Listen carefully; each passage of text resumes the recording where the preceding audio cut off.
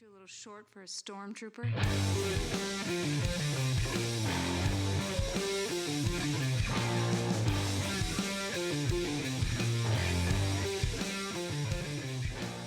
What's up, nerds? Welcome to a very special episode of the Multiverse Report. Not a regular episode of the Multiverse Report. That's right. This is another episode in our series of TMR Talks. The Multiverse Report Talks, another interview. Steve, this is a big one, my friend. Indeed it was. Willow Wilson herself. Eisner Award-winning writer of many a fine comic book, if I do say so myself, Steve. Absolutely. A thrill, an absolute thrill to talk to her. And she was great. She was in the mood to talk, and yeah, it was a great conversation. It was a great conversation. It was a great talk. I was nervous about it up until she showed up on the screen, and I was like, oh, this is just a regular person that I'm going to have a conversation with. Like immediately evaporated all my nervousness as soon as I said hi to her. I was like, oh, okay. Yeah, we're just going to talk. It was great. Funny how that happens. Yep. Those of you maybe more unfamiliar with her work, as I said, she's an Eisner Award-winning comic book writer, novelist, and essayist as well. Her works include such graphic novels as Cairo, a comic book series called Air, Invisible Kingdom, the current ongoing Hunger in the Dusk, as well as the recently GLAAD nominated series Poison Ivy. For DC won the Comics. GLAAD last year and is nominated again this year. Is nominated this year. That's right. She's also probably the thing she's most known for. She's the co-creator of Kamala Khan, Ms. Marvel. We talked to her a lot about that as well, plus all that other stuff. She's also written, little characters like Superman, Wonder Woman. Had a couple X-Men issues in there. Yep, read a couple other stuff at Marvel. She's also done Neil Gaiman's The Dreaming and the Sandman universe, and much, much more. We only had her for a limited amount of time. We definitely could have talked to her longer. I had other questions I wanted to get to, and we didn't talk to her much about Invisible Kingdom, which is a series that I just started reading that I think is great, and Air is a much acclaimed series from her, and Sandman stuff. But I think we stuck to the hits. Yeah, and we got a lot of good stuff out of her, including the IDW currently running Hunger in the Dusk, which anybody who's a listener has heard me sing the praises of. Yeah. It's I love she referred to it, and you'll hear it in the interview. She refers to it as a hot orc book. Yes. And I think we gotta get that hashtag trending. Hashtag hot orc book. Let's get on Absolutely. that, people. Absolutely. So yeah, we loved it. We had a great time. She was great, and we hope that you enjoy listening to our conversation with Willow Wilson. Yeah. And you're about to do the same plugs that I was probably about to do, Steve. So go ahead. Old habits die hard, Mike. Yeah, if you do enjoy it, if you don't enjoy it, feel free to keep continuing to look us up on socials, the Multiverse Report, on YouTube, the Multiverse Report. Seeing you're probably watching this, so you probably have figured this out at that point. On Apple Podcasts, leave us a review. We'll throw you a bone. I think there may be some. Keep your eyes on this space for possibly a promo involving reviews coming up here shortly. Yeah. But get a hold of us offline and we'll talk to you there. Yeah. And also, she mentions this at the end of the interview, but the first collection of Hunger in the Dusk is going to be out this summer. Yes. Sometime, I believe.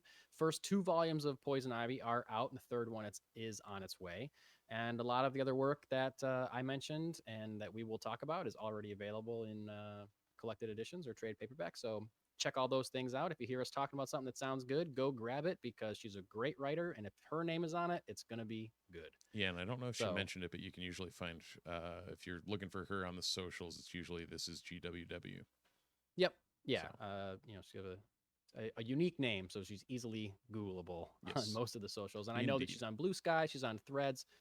She used to be on Twitter, but like so much of us, we have jumped off of that hellscape. So I believe she's on Instagram as well. So look her up. Look her up, people. It's a good follow. And it's a good interview. And we hope you enjoy our talk with the one and only Willow Wilson.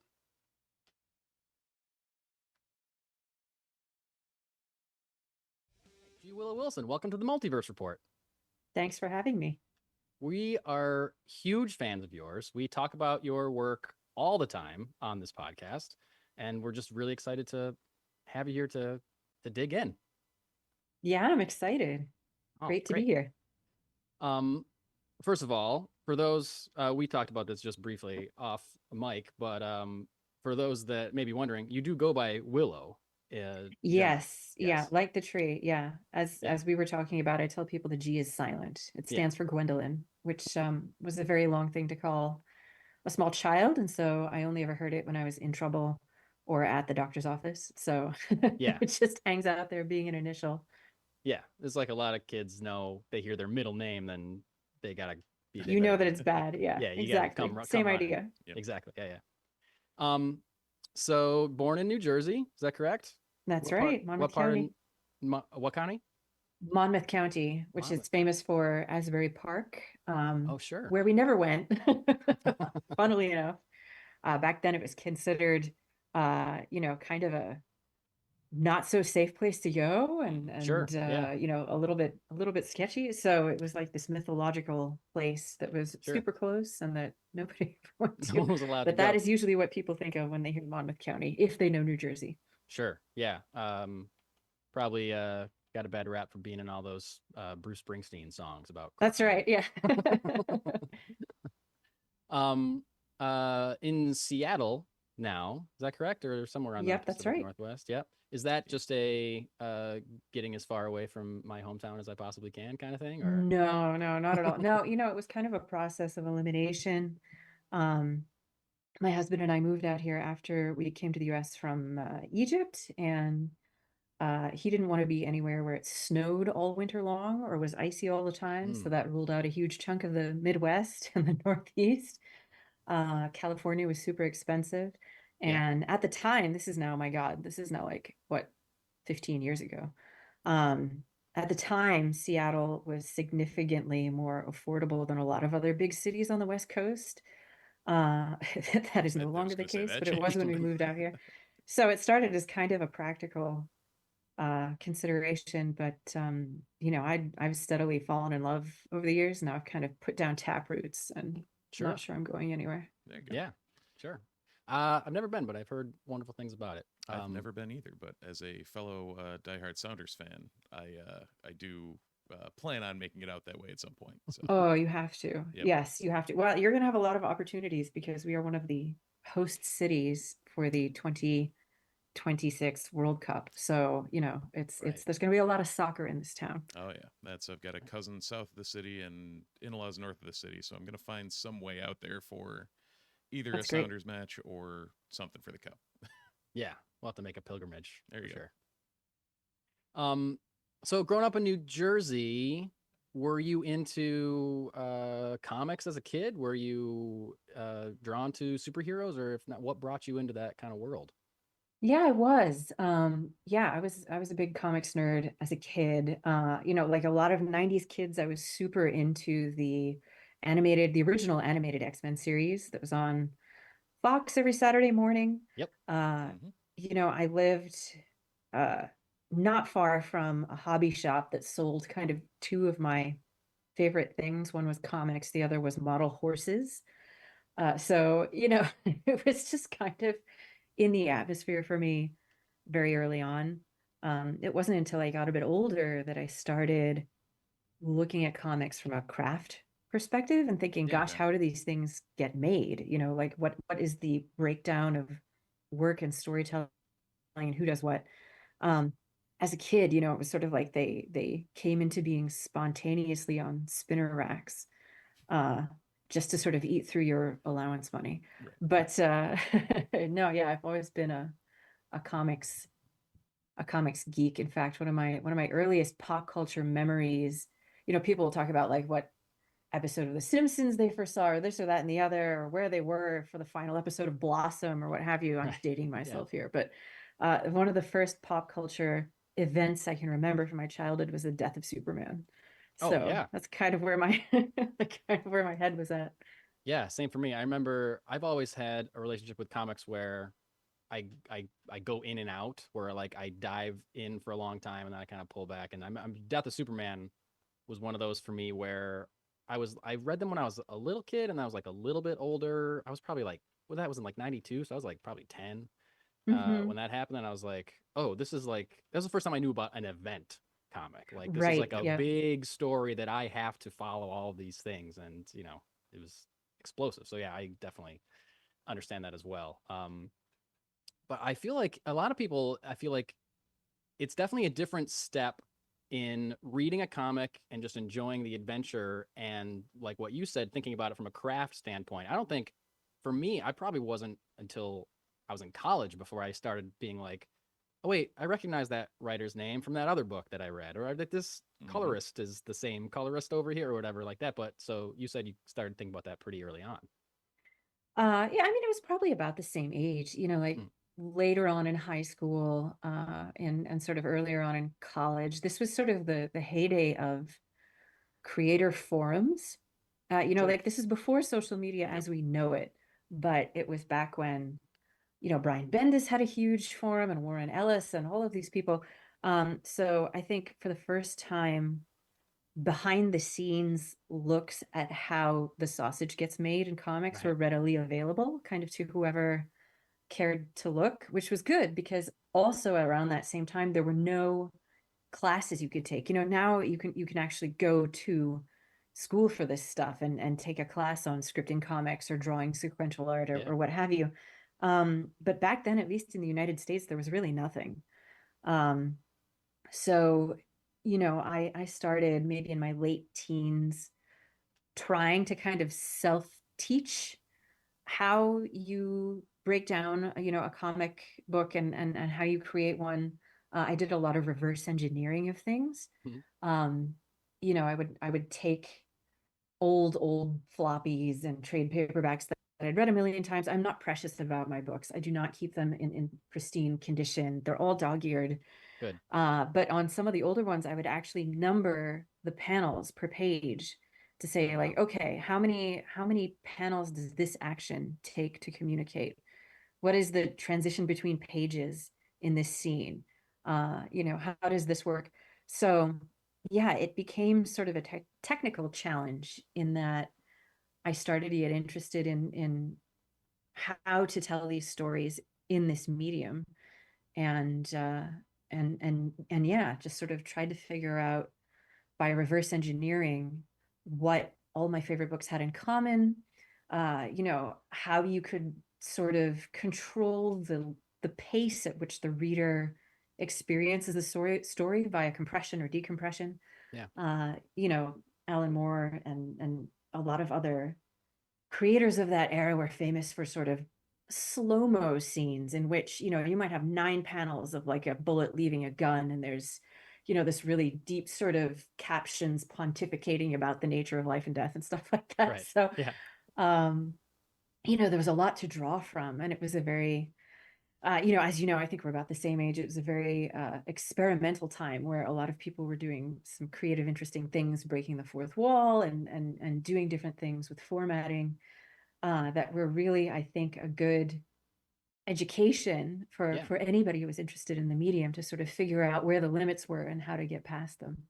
Yeah, for sure. Like, I remember, I don't remember exactly what issue it was, but I remember, having read or seen older, say, Spider-Man comics or Batman comics or whatever, where everything is within the grid. And then the first time I saw Spider-Man, I was like, oh, he's swinging out of the panel. Mhm. Like, that's Yeah, mind blowing yeah, to me. Yeah. It's like he's coming at right. me. It's great. Yeah. Exactly. Or Yeah, like the yeah. web line would be out of the panel or something like that kind of stuff. Um, and I love you're saying things like the counting the number of panels and stuff like that. I'm a fledgling comic book writer myself, and when I started getting it, when I started writing my first book, it was exactly that kind of stuff. Like, oh, I've never really thought about how, uh, writing a comic isn't like writing a movie. You have to contend with a certain amount of like physical space that you have to tell the Hmm. story. And what, I say to people all the time, you can't just say a person walks up to a house and rings a doorbell. You have to like, well, do I show Because them that's two different actions. Yeah. exactly? Do I show them on the street? Do I show them on the sidewalk? Do I show them already at the door? Like, what's the most important way to go about it. A lot of people don't think that way about books until It's psychological. A lot of it is, I think, psychology. You have to kind of get a feel for how much the reader's brain will fill in Right. between the panels. So, like what can you show in one panel versus what takes 3 or 4 or 5? And we were talking about decompression. You can stretch that out as long as you like. But you can only compress it a certain amount, and sort of figuring out that pacing Right. is, I think, really one of the key elements that makes writing for comic books different from writing for any other medium. Yeah, it's funny. I'm reading sure. Currently. I'm doing the ever stupid 1,000 comic books in the year of 2024, and New goal currently for Steve.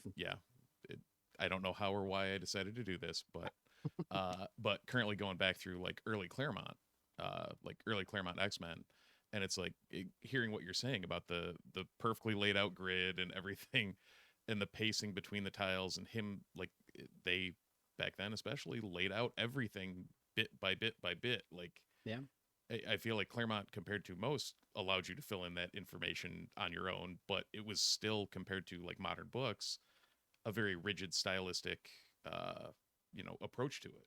And it's really weird to think about. Like, now it's funny, now talking to Mike week in, week out on how he's thinking about stuff. It's like a very different way for me to approach books going back into them now. Yeah. Like, Yeah. Once you learn, For sure. once you start thinking about that stuff, you Right. can't Toothpaste doesn't not go back see into it the when tube. you're Yeah. when you can't pay attention. Yeah, you can't not turn pay it attention off. to it. Yep. Yeah, exactly. Exactly. So how does Cairo come about? Cairo's your first book published by Vertigo under DC. Is that correct? Had you done any writing previously, or is that just first Yeah, out I of the had. gate? It was actually my third book, weirdly Oh, enough. okay. But the first two things I wrote were very much journeyman things that are kind of lost in the mist of time. I did an Sure. Aquaman Metamorpho one shot Oh, wow. for The Outsiders with Joan Hilty. She was the editor of that. And I did, gosh, what else did I do? I did like a 5-issue miniseries of Vixen. Yep. Small sort of fill-in things where it's like, okay, we have this little spin-off thing on the books, and it used to be, I hope it still is. It's things are getting stranger and stranger, but that used to be the way that newer writers and artists would sort of get in, is what you would have this book, or little fill-in issue or something that nobody else really had time for, and that was where you kind of proved that you could take an Aquaman Metamorpho crossover and make it decently readable. Yeah. Right. Yeah. So I'd been doing a couple of small things here and there when I got Cairo, but that came out of living and working in the city. And I'm one of these people who's sort of deeply influenced by my environment. It Sure. really tends to dictate what kinds of stuff I write. And so, when I was living in Cairo, that's basically all I wrote about, Sure. sort of across media. And it was, just kind of a story that spun out of, my time in the city and sort of drawing the past and the present together in a way that I think is really unique to cities that are that old. Yeah. And it was a chance to work with the legendary Karen Berger at Vertigo, who, speaking of icons, was, the person who'd edited all of these books that I had adored as a gothy teen, in the 90s and the very early 2000s. So, that was a great opportunity to sort of not only meet your heroes, but work with them. Yeah, absolutely. And speaking of that, Cairo is a great book, by the way. It's really excellent. And the first time I read it, I didn't know that there was any kind of like fantasy element to it at all, and I just thought that it was going to be like an adventure. And then I was like, oh, whoa, there's a genie. That's amazing. It just came out. It was That's really you great. pretty much Yeah. summarized my shtick. Like that's Yeah. what a lot of my work is. It's like it seems like you're sort of reading a normal sort of day-to-day whatever, and then all of a sudden there's a genie or a dragon or something Yeah. shows up. Yeah, that's great. The Vanguard.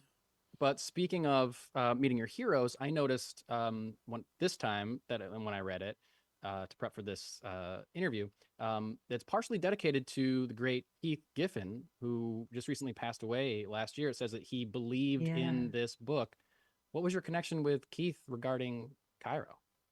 Yeah, no, Keith was so wonderful. I met him when I was interning for one of the very early, in fact, way, way, way, way ahead of its time, digital comic book companies that no longer exists. Hmm. This was before tablets, and nobody was really keen on lugging their giant, oversized, desktop computers to bed to curl up and read a comic book. Right. So it didn't really go anywhere. But it was how I was able to meet a lot of people who were sort of industry legends. And Keith in particular is just such a wonderful, funny guy, extremely generous with his time, sort of one of the old industry pros who pretends to be a curmudgeon, but is actually a big softie. Oh. And, I was in college at that point. I was really young. And I had just gone to my very first San Diego Comic-Con, and I, met him there in person, and I was showing him some of the like very early scripts I was working on, and he was like, keep going.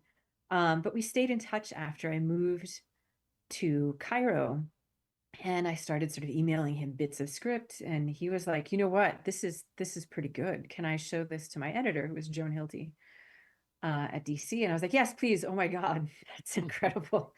And so he showed those bits of script to Joan, and the rest is kind of history. But yeah, he was very much a mentor to me, when I was really literally just a kid. I had no I had no bylines. Like there was nothing on the horizon. And he was just really, really kind and generous with his time. And I still, I hadn't seen him in probably 5 or 6 years. And so I haven't really internalized the fact that he's not here anymore. I know, yeah. And I'm waiting. It's going to be when I'm in San Diego or something. And I'm thinking like, oh my God, Keith would love this, that I'm going to go, oh, I can't call him. I can't email him. I know, yeah. So I haven't internalized it. I still have not internalized it. Yeah. Well, that's great to hear. I mean, he was such a great creator and so valuable to the industry as well. And, kind of like things similar to what you said just came pouring out kind of after the news of his passing, just about how wonderful and generous of a person he was. So it's great he did not to hear it firsthand. He didn't blow his own horn. Yeah, he was not one of these people who was like, I discovered so and so, or I helped this person, or like he was the kind of good person that does not need to shout about it. Yeah, right. That's that can be a rarity for sure. Yeah. You mentioned a couple times that you lived in Cairo for a while. What brought you to Cairo? I was interested in the region. I was studying Arabic. I had a job opportunity right out of college, which in the Great Recession was not not usual. So you kind of like took what fell in your lap. I think we all got out of college about that same time then. Yeah. We all right, where you're like, oh, this expensive degree that is supposed to open all these doors. Right. Oh, a job? Okay, I'll take a job. I don't care. Yeah. Does it pay? Does it pay once a month? All right, I'll take it. Sounds great. So yeah, it was kind of serendipitous. But yeah, it was an amazing place to be. For a young person who wants to be a writer, for sure. Yeah. And you got a great book out of it, at least, the very least. But I'm sure a lot more as well. So you're doing Cairo for Vertigo, and Air is under Vertigo as well, correct? Or was for DC. But then, as far as I can tell, a few years after that, it's not too long after that, that you make a jump to Marvel. And when you're at Marvel, you make a pretty huge splash with a character called Kamala Khan, who I'm sure you get asked about all the time. But tell us kind of the genesis of creating this version of Ms. Marvel. Was this something that Marvel was like taking pitches on? Did they want to relaunch the character? Did they reach out to you specifically? Like, how did this come about? They did, yeah. It was not something I would have ever had the guts to pitch myself. I had just gotten done writing the relaunch of Mystic. Marvel had just acquired the cross-gen line, and they had relaunched everything. And as sometimes happens, didn't quite hit the way that they thought they were going to hit. But Mystic did very well. We got a couple of Eisner nominations.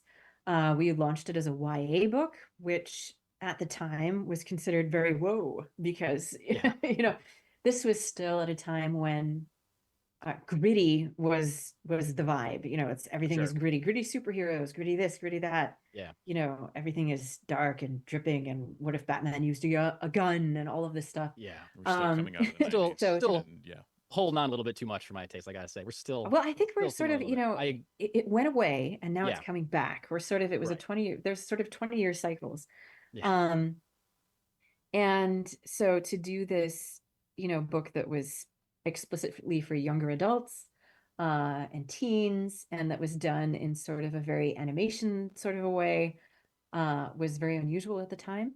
And Sana Amanat, who at the time was an assistant editor under Steve Wacker at Marvel, had been talking with him about doing a YA book with an American Muslim superhero at the center of it. And, there was only one other Muslim woman writer working in all of American comics at that point, and it was me. So Sana called me, and so we knew each other because, at that point, especially, the number of, American Muslims working in media was quite small. We all knew each other, all of us, all 24 of us. We all knew each other. Film, TV, comics, music. We all knew each other. Sure. And so, she called me. And if you've listened to literally any other podcast that I've been on, you will have heard me say this. I actually got like a criticism somewhere on social media that was like, you tell the story exactly the same way every single time. Like, there should be a supercut of you telling this story because it's the same wording. I'm like, well, I get asked the same questions. Yeah. What do you want me to do? You just but send yeah, that it was- response. You just send that Yeah. clip. It's like, all right, put this in the middle. We'll Yeah. work It around is in the it. middle. And so, yeah, one day she just called me up and she was like, hey, we want to create a new American Muslim superheroine and put her on her own book, her own ongoing title, which were words that I never expected to hear in that order, ever. Right. And my reaction was basically, are you sure? Are you sure you want to do that? That just sounds like death threats to me. That sounds like endless death threats. Yeah. That sounds like you're going to need to hire security levels of death threats. Okay. And they were like, no, we're serious. We're going to put some, PR firepower behind it. Let's make it happen. And I said, okay, if you're sure. And yeah, the rest is history. I went in, first of all, it was more legwork on the front end than I had ever done for any other series, in the sense of fleshing out the backstory, figuring out the mechanics of, how her power set would work, what would it look like on the page. And Sana, to her credit, was very exacting. She was like, we are not cheating at all, because there was stuff that you can there's stuff you can hand wave in superhero comics. Yeah. Like the first time that they appear in their costume, things like that. Those moments, there's stuff that you can cheat a little bit.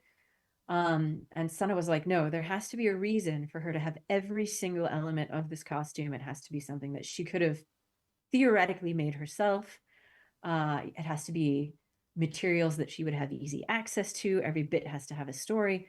So the granularity of the backstory of Kamala Khan is, could be a whole podcast series in and of itself, and went through many iterations. She did not start out as Ms. Marvel. She did not have a title at the beginning. Oh, wow. That came in later because there needed to be an organic way to link her back to the rest of the Marvel universe.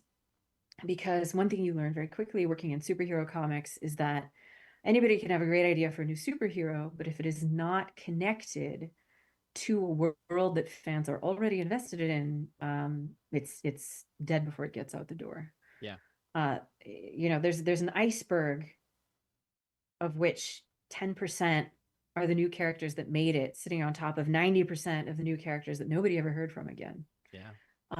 So we really worked very hard to, make this a character that people could connect to, that felt like an organic extension of the Marvel universe that people already knew. There's tons throughout the book of callbacks to stuff within Marvel. There's in jokes, there's visual gags, there's all kinds of things that reward the obsessed reader, who like us has gone through many iterations of the X-Men and knows all of the different ins and outs of Sure. various teams and all that stuff. So yeah, it really was a labor of love, and wow, it showed. And Yeah. the response was everything that we could have hoped for and more. Yeah, and I mean, huge props to Marvel at that time, I guess, for one, even thinking that we need to hire a Muslim writer, because I feel like there's plenty of I feel like you can point to plenty of examples of people writing for a character that is part of a community that they don't necessarily identify with and maybe not fully understanding. So that alone, but then also just to be going forward without concern of a backlash. I mean, you seem to, maybe you up front were, you say you're shocked that they wanted to do that, but for them to even to continue with it and actually put it out, I feel like I guess I'm surprised to hear that it was Marvel's idea fully and not. Well, I mean, when we say Marvel, it is not one cognizant entity. Sure. Yeah. It was Sana and Steve's idea. Right. And I think, because they had a good track record with the other things that they'd edited, they had the leeway to take some risks. Yeah. But, I think everybody, including me, thought that this was going to be a short-term thing, that was not going to suck up too much oxygen. And so, like if there was a backlash, it was going to be muted. Like the whole thing was going to be kind of muted. It was going to be small. Right. The scale of it was going to be small. Sure. The risk was small. The reward was small. Man. So, I don't think anybody really internalized how big it could get, including me. And so, yeah, I think it was really, truly a perfect storm. I think if Sana was not where she was, if I was not where I was coming out of, having done a YA series that did very well and got some Eisner nominations. Right. And, it really was right team, right time, right audience. Right. And it's you cannot plan those things. You think you can maybe, but you really can't. And, I've had a lot of creators who are, smart and driven and have great ideas and are incredibly talented, who've said like, how did you make this happen? Because I've tried to do, X, Y, and Z in a similar vein, and it hasn't worked quite as well. And I'm like, so much of it is timing. So much of it is timing. Yeah. And that's very difficult to control for. So we got really lucky. It was just the exact right team at the exact right time. Right.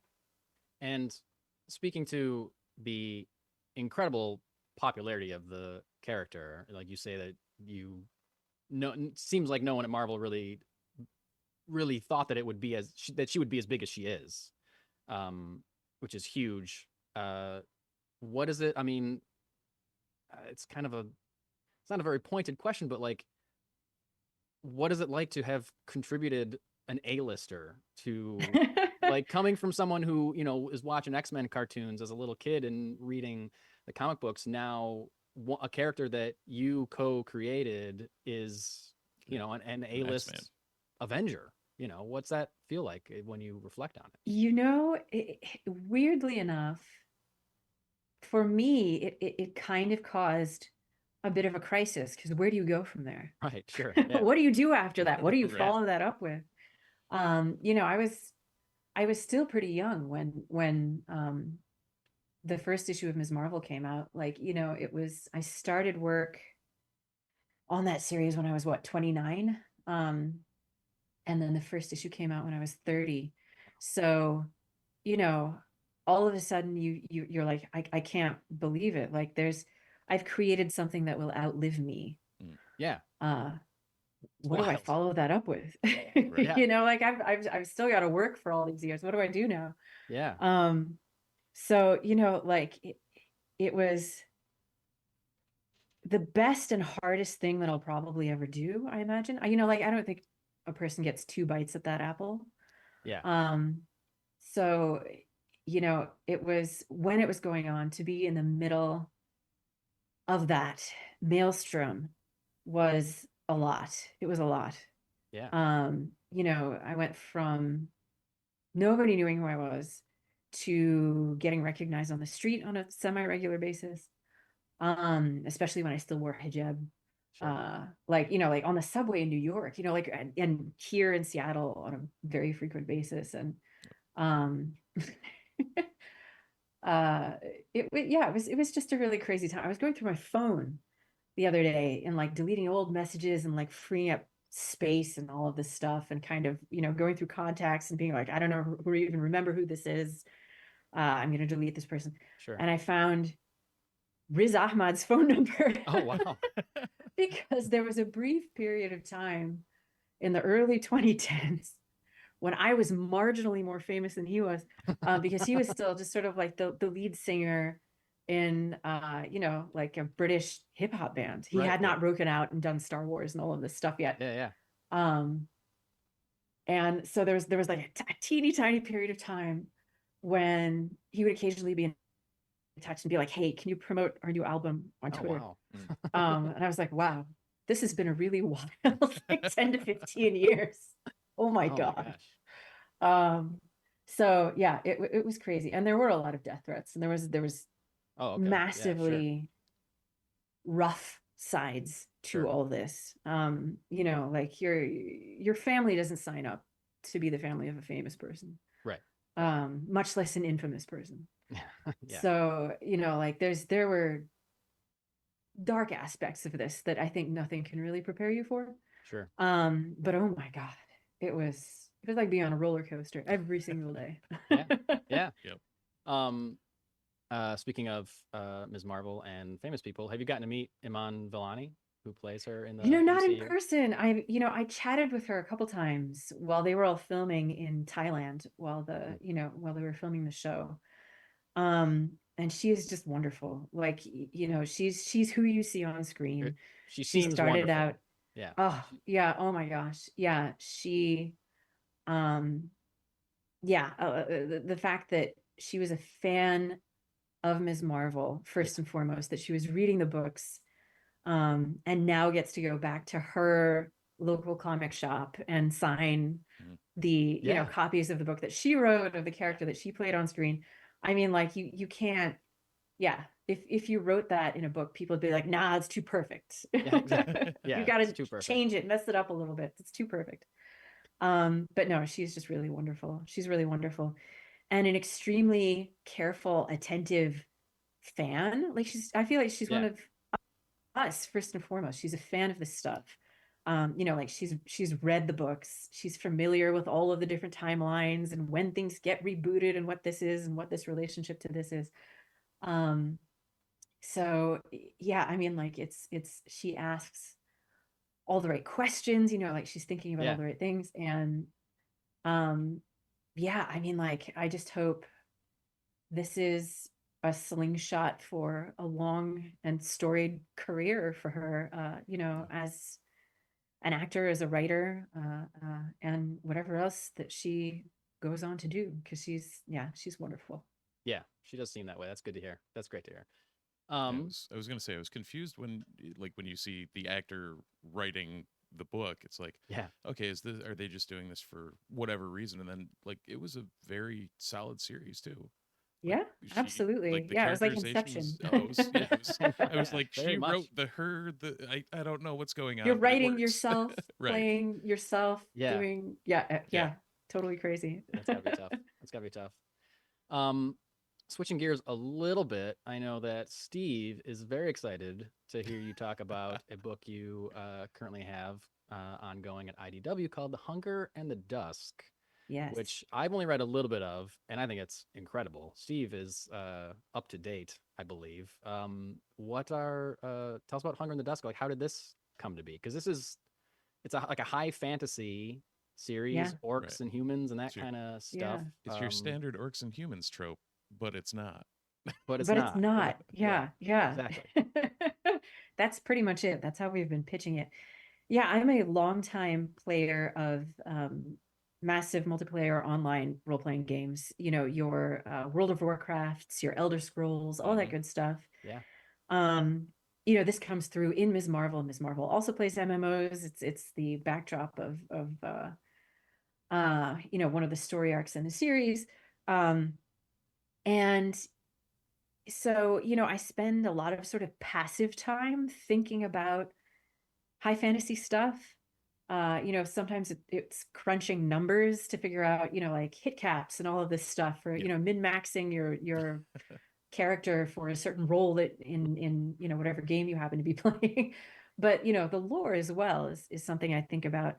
And for years and years, I've been sort of fascinated by the way that orcs have evolved in fantasy games, you know, and we go from sort of the classic Tolkien orc who's this creepy, gross, you know, Right. One step from the goblin. semi-intelligent Yep.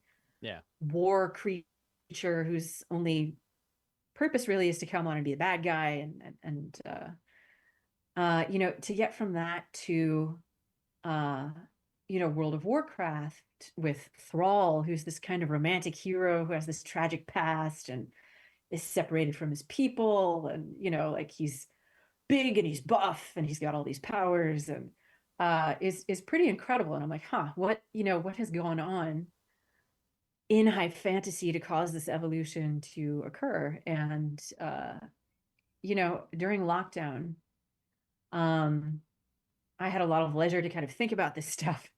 And also because it was the apocalypse outside, when I had a story idea that was sort of like, what if we had a hot orc book with politics and drama and all of this stuff set during an environmental apocalypse, much like the one that we're going through now. Yep. In Seattle, we had two at the same time. So we had the pandemic, which meant you couldn't be inside with anybody else. Right.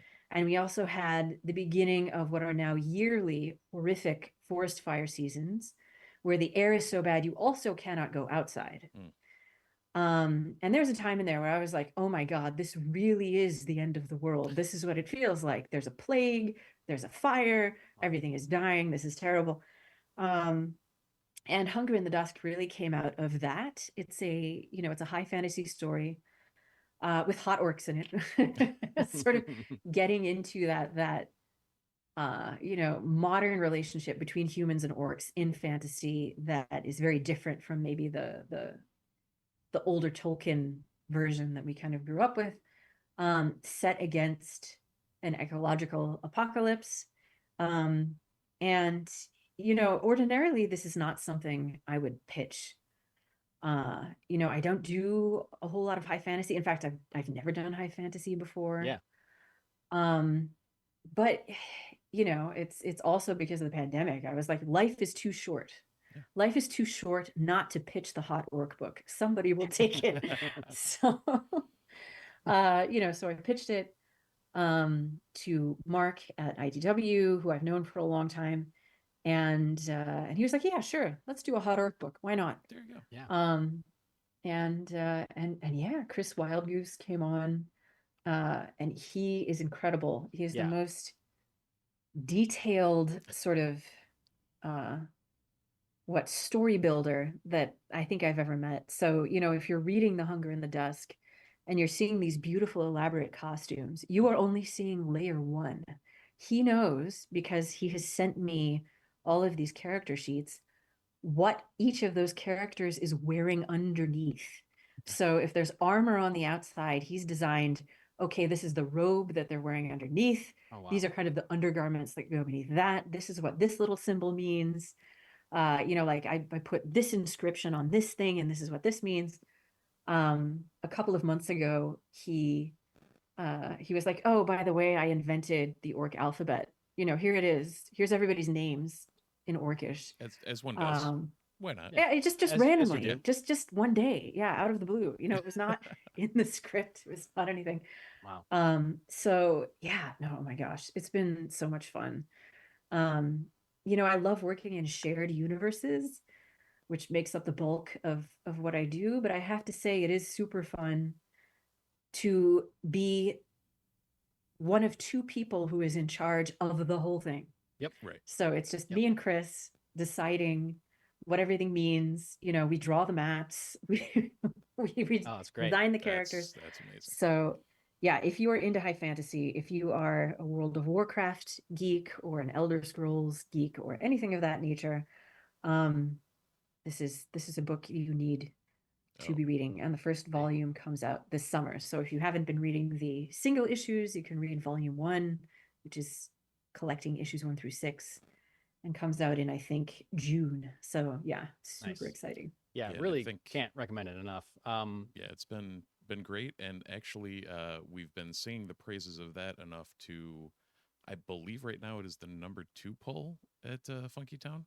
At our That's local comic book amazing. store. Yeah. Se- Yep. second only to your other book. Holy Poison crap. Ivy. Poison Ivy? Yeah. Yes. Oh, wow. Well, I mean, please tell your customers that they have excellent taste. Speaking of Poison Ivy, it was just nominated for a GLAAD Media Award for Outstanding Comic Book. Congratulations. That's great. Yeah, thank you. Yeah. Yeah, it's really wonderful. Yeah, that book is, I think, another sort of right team, right time. Everybody was yeah, as soon as it all came together, everybody was super jazzed about it. And Yeah. the fact that we're going into year 3 in this Yeah. economy Right. is amazing. Because it started, it was originally supposed to a just mini, be right? Yeah, it was a 6-issue mini, correct? At first, and then Oh, kept it was, getting yeah. Oh no, extended? it's even worse than that. It started out as an 8-page Oh. short story in a Gotham Villains oversized annual. Oh, yeah, okay. The same Yeah. one that Danny DeVito's Penguin short was in. That's the first time that we see Janet from HR is in that You're right, one yes. little, Okay. yeah, that one little 8-pager. And the 6-issue miniseries grew out of that. hmm And then, that was doing so well. And I think everybody was sort of ready for Ivy to have her own spotlight, that they were like, let's do 6 more and then let's make Yeah. it an ongoing. So, I keep sort of, I always like to have, anytime I'm working on a superhero anything, because of sort of the nature of the marketplace and the way these things go, I like to have sort of a 3-issue dismount in a drawer somewhere for Yeah. everything I'm working on. So, Poison Ivy is one of those things where I'm like, is it going to end? Is it going to end? And it keeps getting Yeah. So, extended. so you've written the ending about 3 different times at this point. Yeah. Yeah. Yeah. No, it's amazing. So yeah, I just this week got done chatting with Ariana, our wonderful editor, about year 3. So we are great. getting stuck in on year 3. That's excellent. Because it's kind of, thinking about it, it's kind of like, not quite the opposite, but it's a different end of the spectrum than like something like Ms. Marvel, where you're being brought in to create a new character from whole cloth. And with Poison Ivy, you're being brought in to write a character that's been written so much and in so many different interpretations, like different, whether, power set, personality, or costumes, or design in general. Like, but is it intimidating to walk into, okay, we're giving you this classic DC villain, Don't screw it up. Yeah.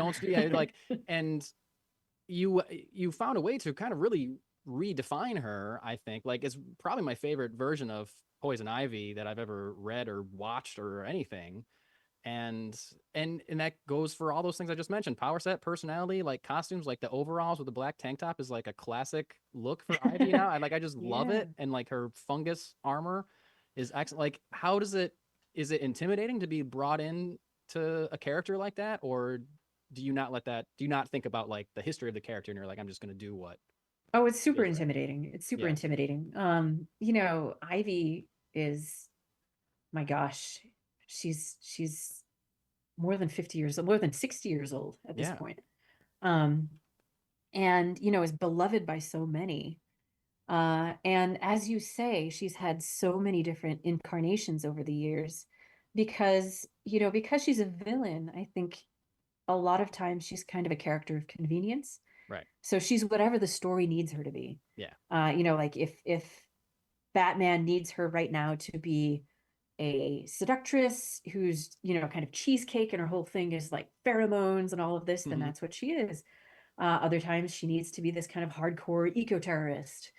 Other times she's this kind of earth mama who's a bit of a hippie and you know, a little bit out to lunch. Mhm. You know, there's even massive contradictions within the canon about what she eats. You know, like Sure. there's versions where she's a vegetarian, there's versions where people are like, that's ridiculous. If she is a plant, then that's, you know, cannibalism. So she's got to be a carnivore. So Does she even need to eat at all? Like, does is she she even just need to Right. see? yeah. That's where I want to go. The next step is Full photosynthesis, like some of photosynthesis. these Sure. Yeah. now Exactly. There you Yeah. go. people. Yeah. Uh, that's the next frontier. Yeah. So we can just bypass that argument, which happens every week on social media altogether. So yeah, it was really intimidating. I think especially now that you know, she and Harley Quinn have their own storyline that's kind of independent from Yeah. anything else going on in the Batverse. You Right. know, for the first time, I think these characters are kind of standing on their own 2 feet and are not reliant at all on what the Bat people are doing and Right. sort of have their own destinies independent of that whole thing. Um, so yeah, it was really intimidating. And I think Marcio, to whom belongs the credit for both of the costumes that you mentioned, both All right. the great, you know, the green coveralls with the work boots and like the black sports bra, which is amazing, and also super easy to cosplay, which I've noticed, in Right. which cosplayers have said, they're like, thank you. Like, Yeah. usually I have to spend so much time, but this costume is so easy. Yeah. I don't have to paint my skin green. Yeah. I don't have to paint things. I don't have to sculpt stuff. Yeah. And then on the opposite end of the spectrum, you've got this, you know, sort of mushroom queen Yeah. So body cool. armor that's like So cool. weird Yeah. and surreal and grotesque and gorgeous. And so Marcio Takara is the genius who is responsible for both of those. Um, and yeah, oh my gosh, it's been so much fun. You know, serendipitously, she also has long-standing connections to Seattle through her backstory with Dr. Jason Woodrue, Yep. you know, who originally worked at a university which is not UW, but sort of. Um, so yeah, it was fun to sort of bring her across the country to Seattle and sort of Yeah. put her against some of these iconic backdrops in our fair city. So yeah, it's been a blast. Yes. Yeah, it is a blast. Real quick, I know we're getting towards the end of our time here, but just to satisfy my little Batman nerdy heart, you seem to really like Killer Croc, because you put him I in the love him. Poison Ivy book, and the Batman black and white story that you wrote is great, and I really love that story so much, and it's very Killer Croc centered. What is it about Killer Croc? I feel like he's not necessarily everyone's favorite villain. I love him as well, and you clearly have an affinity for him. What is it about Killer Croc that you love? You so know, much? I think I love him because he's not a villain on purpose. Right. You know, he's not like a Penguin or a Joker. Um, you know, he has the misfortune of being in a body that is terrifying to the vast majority of ordinary civilians. Yeah. And that's forced him into a life that he didn't choose for himself. Um, and you know, I think the times in his history as a character when he's been the most fun is when you see him just sort of trying to live an ordinary life, Sure. but being unable to do so because he just can't exist in society, you know, like the same way that most people can. So I love him, you know, like I think he's almost sort of like a Cyrano de Bergerac type Sure. character. Yeah. Sure. You know, like of the underworld, the Cyrano of the underworld. He just wants to be loved, you know, he just wants to have a Yeah. normal life. And he can't have any nice things. So yeah, I love him. I think you know, there's so many great villains in the Batman office. Each one of them is so well built out. And you know, like I feel like you can sort of write any number of stories about a lot of them, but Croc in particular, I think because he's got that softer side, Right. I Yeah. I really enjoy writing him. And so yeah, I just keep finding excuses to bring him back into Yeah. Poison Ivy so I can keep going. Right. Yeah, because he's like a character that not only can be scary, but he can also be funny, and you can also get a lot of like pathos out of him as well, for the reasons that you just mentioned. And I Yeah, think he's a 100%. good pairing for Ivy as well. Yeah, I think he's a good foil for Ivy because she does tend to be a little bit more, like brooding, overthinking, Yeah. scheming, and he's not really a schemer. No, yeah, he's So just there. he can sort of be the straight man who kind of calls it like it is. Yeah. And points out the things that maybe she doesn't want to notice. So yeah, Yeah. they're a great pairing. Yeah. Kind of in general, just have a couple like kind of general, maybe like writing questions for you as we wrap up here. But you mentioned you were thinking about Hunger in the Dusk for a while during quarantine when we weren't doing anything. When you have an idea for something, I know it's probably different per project, but like how long do you kind of marinate on something? How do you know when it's ready to like start writing, or like do you outline? Like what's your kind of process when you start approaching a new idea, whether it's your own idea like Hunger in the Dusk, or if someone's like, hey, what would you do for Poison Ivy? Like how long do you let things sit before they hit paper? It really depends. They're two very different challenges. I think, when it's a creator owned book, usually it's an idea that has been marinating in my brain for some time. Mm. And a lot of the time I don't know that it's a book until there's sort of a light bulb moment when I'm like, "Ooh, this is a book now." It'll start out as something else. It'll start out as, me playing an MMO and thinking about orcs and how they've changed over the decades and Sure. not really thinking about it in terms of a story until one day I do, until one day there's some sort of corner that gets turned and now it's a story. Whereas with a company owned book, it's often it's more like a cooking challenge where it's like what can you make with these ingredients, and somebody pulls off the checkered cloth like on the Great British Bake Off or whatever, and it's mushrooms, wild honey, and whatever, olives, and they're like, what can you do with these ingredients? Yeah. And that's a very different kind of challenge. That's sort of okay, I really have to reach into my bucket of skills and figure out how I can make this particular thing look like I invented it myself, effortlessly. Mm. And I love them both for different reasons because they're challenging in very different ways. So for the company owned stuff, sometimes you get free range and they're sort of like, oh, well, what do you like about this character, and go do that. Yeah. And sometimes it's, well, we've got this event coming up and we'd like to use this character, or pull this character out of the archives and bring them up to speed with this other thing.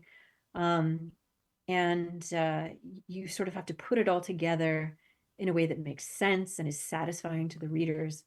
So, usually when it's a company owned book, there's a time horizon. So, again, to go with the Great British Bake Off analogy, the timer is set. Sure. Here are your ingredients. Figure out how you can make something delicious out of this. Yeah.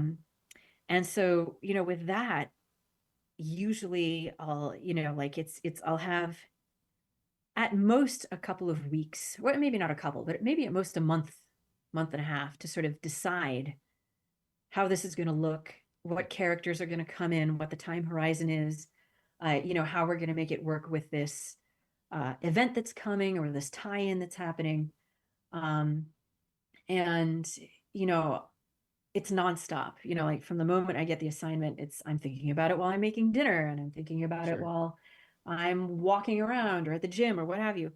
And when I was younger, I would get kind of panicky, but now I know that it's just a matter of sort of waiting for it to gel. Like, there's a lot of background process that happens. Yeah. And eventually it will sort of pop and I'll be like, oh, okay, I get it now. And sometimes it's just a matter of, like sitting up one morning and be like, eureka, Yeah. I figured it out in my sleep. Just one little connection that you didn't know you needed solves the whole one thing. little thing. Yeah. It's Yeah, at this point now, I kind of trust the process that Right. I am thinking about it even when I'm not actively thinking about it. Yeah. So even if it's not gelling right now, it will gel. You'll I get just there. sort of have to let the process run itself out. Yeah. Well, after this, Cool. I 100% like while I'm playing my shaman main later tonight, I'll have to see what pops into my head is the next great idea for me. Yeah. That yes, no, I exactly. It's that kind of thing where you think you are thinking about nothing, Yeah. but in Right. fact you're thinking about a lot of different things at once. You're working on it. Yeah. Like we said, we're like huge fans of yours. We think you're such a great storyteller. And you've done a lot of stuff. You write comics, you write novels, you write essays. A lot of times I read your work and I think this could be a movie, or this could like be adapted into a movie so well. Have you ever any interest in writing a script or working on films or anything like that ever? Kind of. I have gotten offers here and there uh to sort of move over into the film and TV space, usually connected to something uh within a larger universe, not something that I've written. Yeah. Um I'm being cryptic because some of these things are NDA'd. Sure. Uh but I have to say, like, I don't love it. I don't love it the same way I love Right. the books. Obviously, there's a lot more money in film and TV.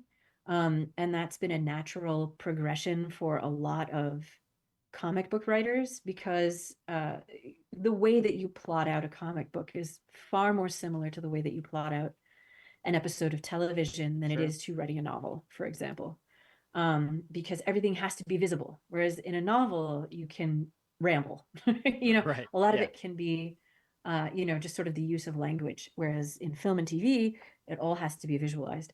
So there's a natural leap to be made from comics to film or TV.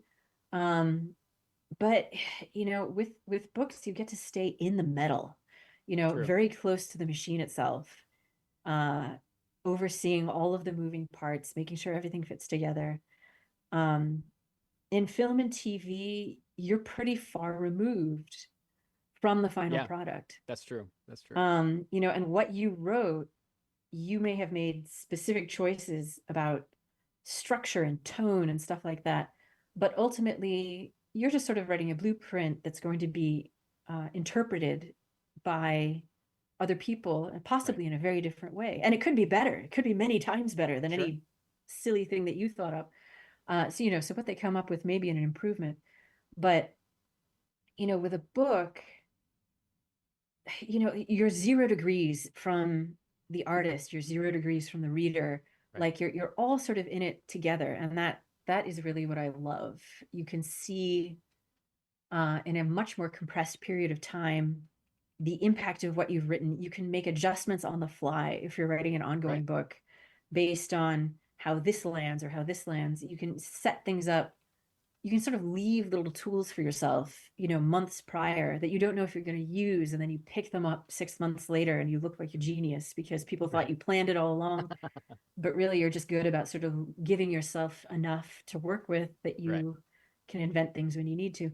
I just sort of at one point discovered that this is really what I love. It's Yeah. these books. It's being this close to the end product and to the readers. Yeah. So it would have to be, I think, at this point, something pretty special Sure. to get me to, uproot myself and possibly the family and go to LA. Sure. Yeah. Yeah. I'm not shocked to hear that you've been asked. Like I said, I feel like a lot of your work would translate very well. And I was thinking about it as I was reading, I think it was Invisible Kingdom. I was reading it this past week and just thinking about how cinematic it is, and also thinking like, well, James Gunn has said he's working with Tom King on that new DC universe. I feel like Willow Wilson would probably be a good addition to that if he Well, wants to make a listen, phone the call. film rights for Invisible Kingdom are still available. So if anybody Oh. wants to buy them, All right. please be my guest. It would work. It'd be great. Yeah. I guess, we're kind of at time. I don't want to keep you. You've been very generous with your time. Is there anything that you want to plug or make people aware of upcoming projects that we don't know about, or just anything you want to let the people know about? Yeah, well, I mean, volumes 1 and 2 of Poison Ivy, which won a GLAAD award this year and is up for another one this year, are out now. Volume 3 is coming out soon. Hunger in the Dusk, really, truly, if you have any kind of love for high fantasy, you know, I not to toot my own horn, I'll toot Chris's horn. Chris Wildgoose is incredible. You know, I think it's one of the most satisfying books that I've ever written, and I think Wow. from what I've heard from readers, it's very satisfying to read. So if you're not following along in single issues, please pre-order volume 1 wherever you buy books, your local comic book store, your local indie bookstore, online, wherever that is. It really does help for independent creator-owned books like this. So yeah, Hunger in the Dusk, volume 1, pre-order now, coming out this summer. And yes, I promise you it's fun. Yeah, Steve and I confirm. co-sign on that as well. It's definitely, I'm someone that's not necessarily into high fantasy stuff. And like I said, I've only read an issue or two, but it is awesome. It like pulled me right in. I was like, oh, I love this. That's great I to love hear. this. Yep. Yeah, it's great. Really great. Well, again, G. Willow Wilson, thank you so much for being on the Multiverse Report. It's been wonderful to talk to you. We're huge fans. We love all of your work. I hope that this wasn't just an hour of compliment fest from us. Tried to make it a little bit more of an interesting conversation. And yes, just thank you so much for being here. We really, really appreciate it. Can't thank you enough. Thank you so much for having me. It was a lot of fun. Great. Well, we will say goodbye, but I hope that we can get to have you back someday. Yeah, absolutely. And you know, let me know when the podcast goes up and I will tell people on the socials. Used to Oh, be just sure. one social, now it's many. So many. This fallout So of Twitter many. is Oh my just the God, worst. yes. Splattering. It's I don't even know. I don't even know what's going on anymore or Yeah. what's going to be there in 6 months or where people are. So Yeah, who I've knows? got None to of check them or three all of different them three or different what? apps to follow the people that I used to be following on one. It's such a I pain. know. It's Yeah. terrible. Here we Yeah. are. Yep. Here we are. Exactly. Here we are. 2024. Let's go. That's right. All right. Well, thank you so much again, and it's been great talking to you. And hope you have a great rest of your day. Yeah, absolutely. Take care. Great to You talk to too. you both. Bye. Thank you. Bye.